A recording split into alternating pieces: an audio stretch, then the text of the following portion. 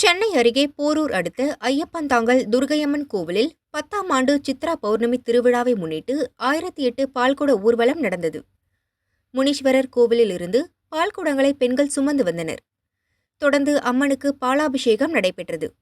மழை பெய்து பூமி செழிக்கவும் மக்கள் நோய் நொடியின்றி வாழவும் இந்த பாலாபிஷேகம் நடந்தது. ஏராளமான பக்தர்கள் பங்கேற்றனர்.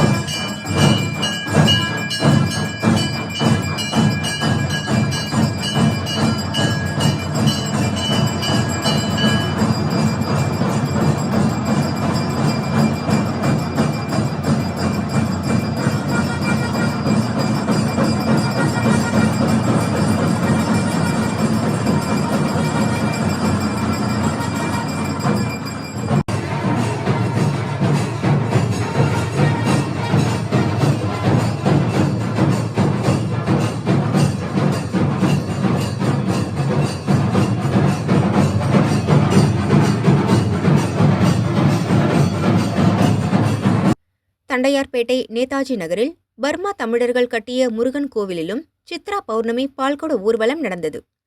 பால்குட ஊர்வலத்தில் 5000 பேர் பங்கேற்றனர். தீச்சட்டி எடுத்தும் அலகு குத்தியும் பால் காவடி இளநீர் காவடி எடுத்தும் நேர்த்திக்கடன் செலுத்தினர். பக்தி பரவசத்தில் அரோகரா கோஷம் போட்டனர். பக்தர்கள் கொண்டு வந்த பால்குடம் மூலம் உற்சவமூர்த்தி முருகருக்கு பாலாபிஷேகம் நடந்தது.